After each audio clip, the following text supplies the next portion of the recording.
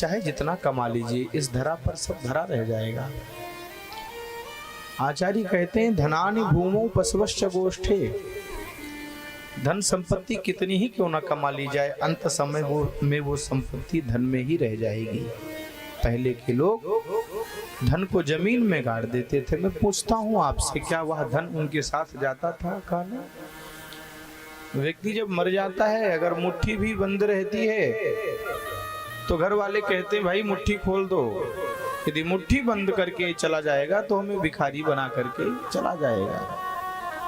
हे मेरी पूजनीय मातृ शक्तियों, सुधी श्रोताओं, मैं पूछना चाहता हूँ, इस मृत्यु लोक से जब आप मुट्ठी बांध करके नहीं जा सकते, आपके अपने चाहने वाले, आपके अपने परिवारीजन अंत समय में आपको मुट्ठी बांध करके नहीं जाने देते, आपके मुट्ठी को खोल देते हैं कि बाबूजी कहीं भिखारी बना करके चले जाएं।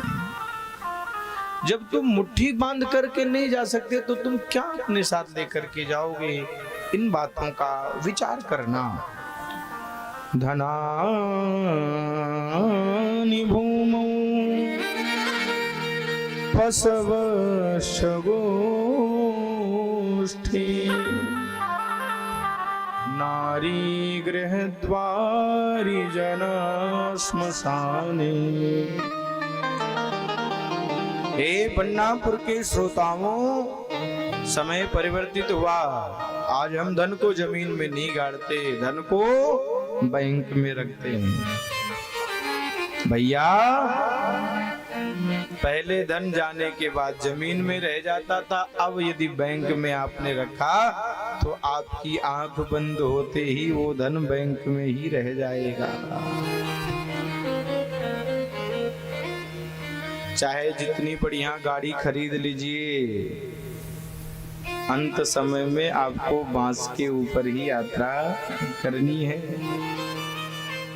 पहले के राजा महाराजा लोग पशु रखते थे तो अंत समय में वह पशु भी पशुशाला में ही रह जाते थे। बाबूजी, यदि पहले पुरुष जाता है तो माताएं भी केवल यात्रा घर की चौखट तक ही करती हैं। नारी गृहद्वारि जना श्मशाने। इतने नहीं, आपके सगे संबंधी या भी यदि आपके साथ जाते हैं तो केवल श्मशान तक जाते हैं। नारी गृहद्वारि जना श्मशाने, श्मशान तक जाएंगे। और देहस्थितायां परलोक मार्गे धर्मानिनो गच्छति जीवैकः। ये आपका शरीर पंच तत्वों से निर्मित है।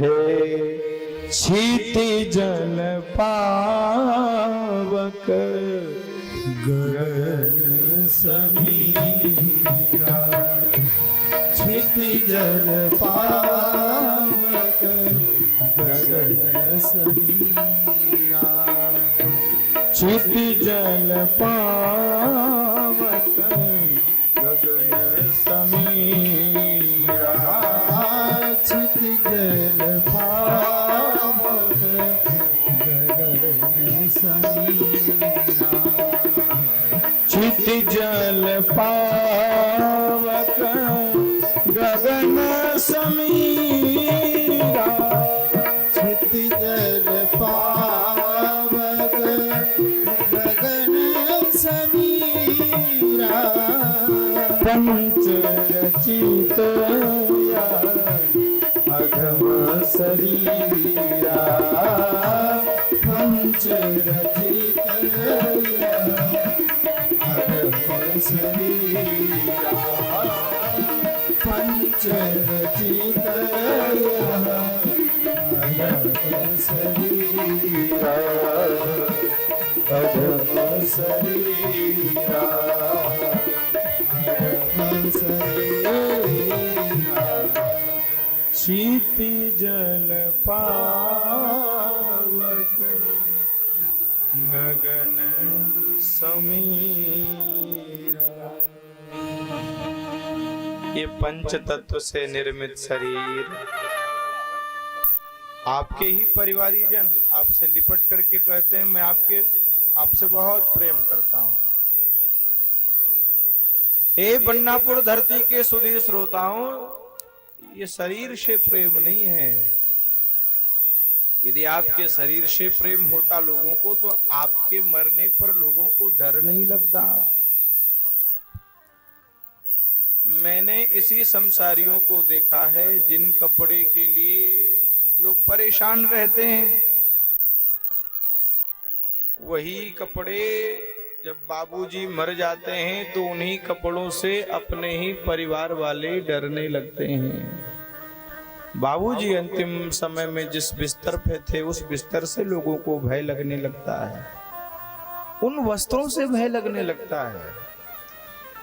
जैसे ही आत्मा शरीर का त्याग करती है, देह का त्याग करती है, आपके परिवारी लोग कहते हैं भैया इसको नीचे उतार दो, ये डेढ़ हो गया, ये मर। मैं एक प्रश्न पूछना चाहता हूं, यदि शरीर से प्रेम रहता तो आपके परिवारी जन आपको डेड नहीं कहते। इसका मतलब क्या है?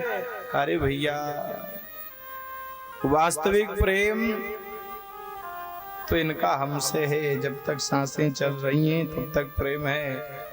सांसों का आवागमन जिस दिन समाप्त होगा उसी दिन आपके ही परिवारी जन आपको ले जाकर के अग्नि में जला देंगे।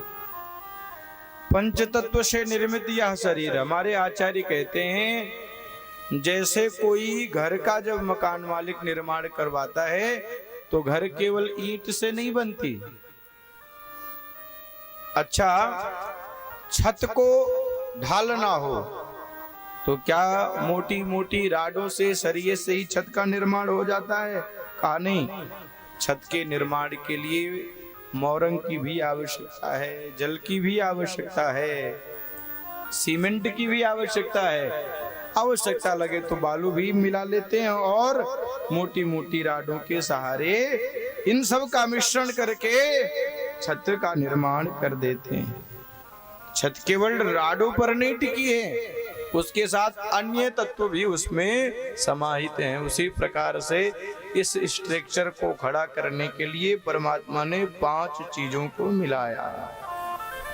इसमें जल तत्व भी है, इसमें अग्नि भी है, वायु का भी समावेश है, रक्त का भी है, मज्जा आदि का मिश्रण करके परमात्मा ने शरीर को बनाया। आपने देखा होगा एक्सीडेंट होता है तो मांस के लोथड़े जब इधर उधर होते हैं तो लोग अपने मुंह में कपड़े बांध लेते हैं। इतनी दुर्गंध इस शरीर में भरी पड़ी है महाराज।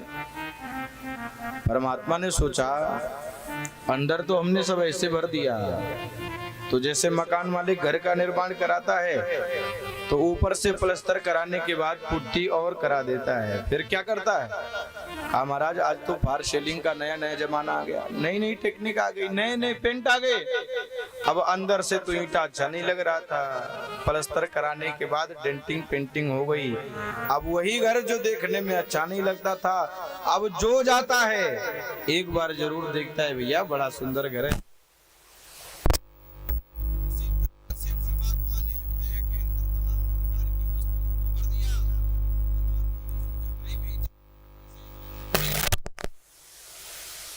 से कम बढ़िया बना दें तो ठाकुर जी ने ऊपर से खाल का निर्माण और कर दिया, खाल का लेप और लगा लिया।